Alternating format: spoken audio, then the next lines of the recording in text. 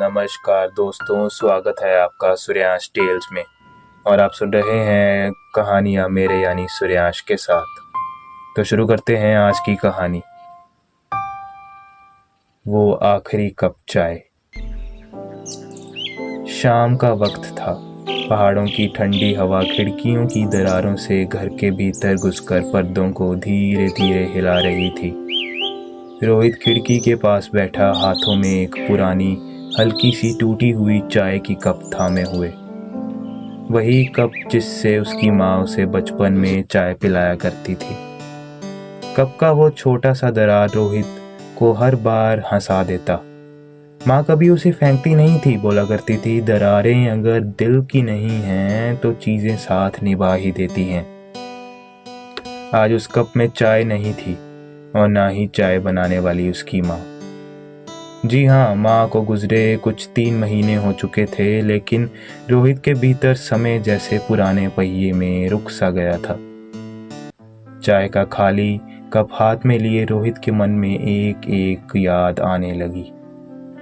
उसको याद आया सुबह के 5 बजे, जब सर्दियों में पूरा घर नींद में डूबा था।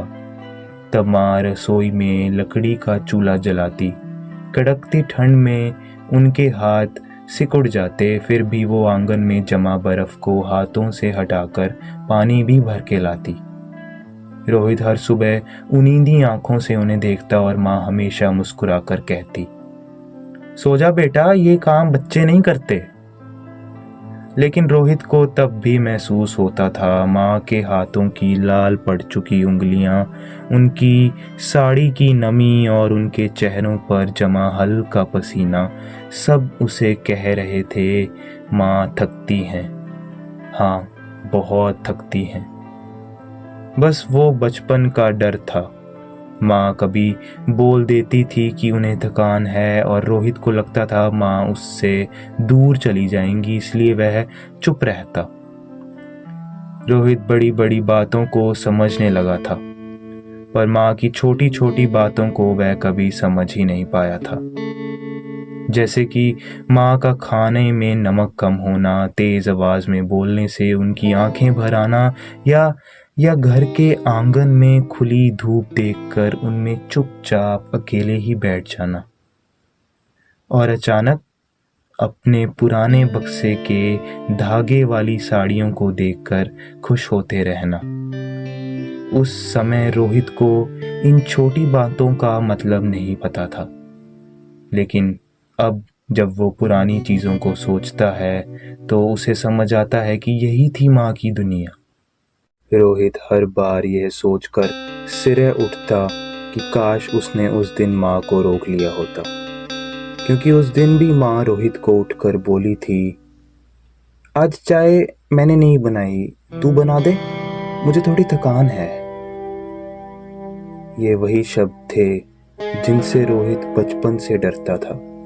उसने हंसकर कहा था, अरे माँ, आप भी ना, चलिए बैठिए, मैं बनाता हूँ। रोहित रसोई में गया, चाय बनाई।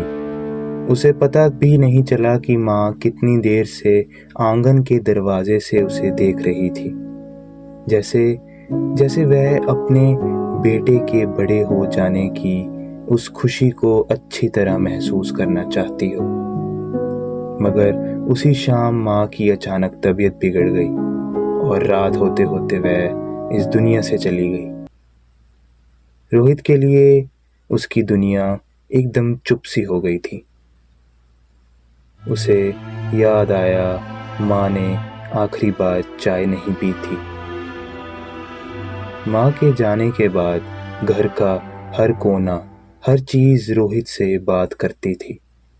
रसोई में माँ के चूल्हे की राख अभी तक वैसे ही पड़ी थी जैसे उन्होंने छोड़ी थी। उनकी चप्पलें दरवाजों के बाहर अब भी वैसी ही पड़ी थी।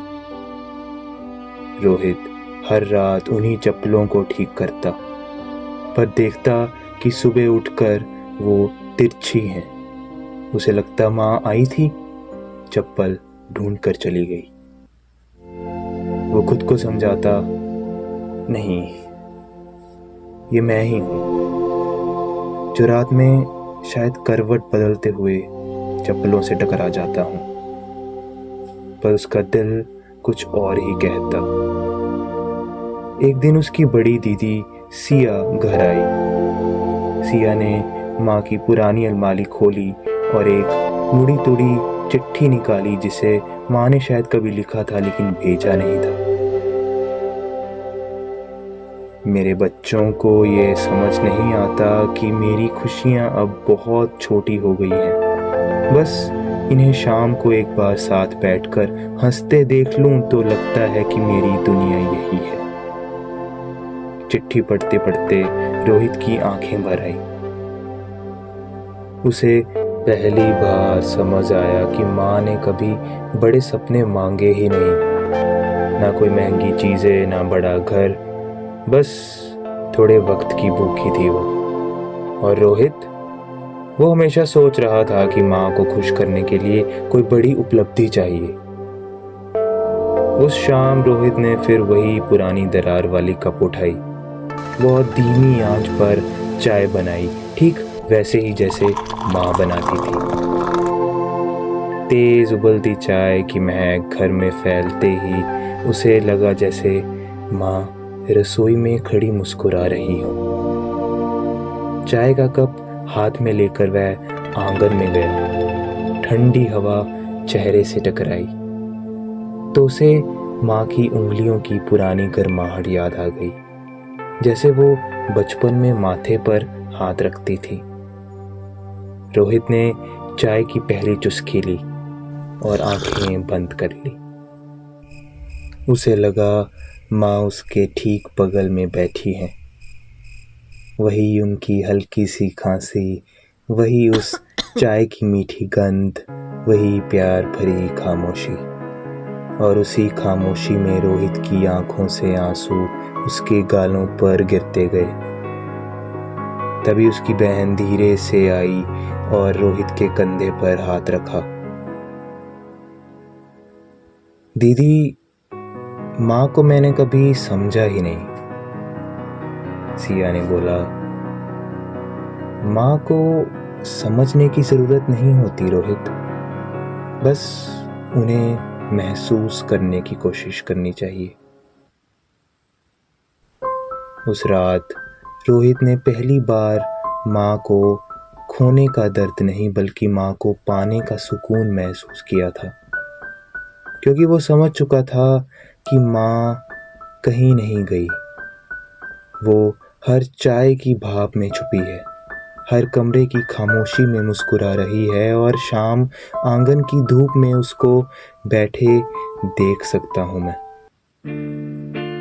उस पुराने टूटे हुए कप में आज भी रोहित रोज चाय पीता है, क्योंकि उसने सीख लिया है दरारें चीज़ों में हों तो भी चल जाती हैं, बस दिल में ना हो।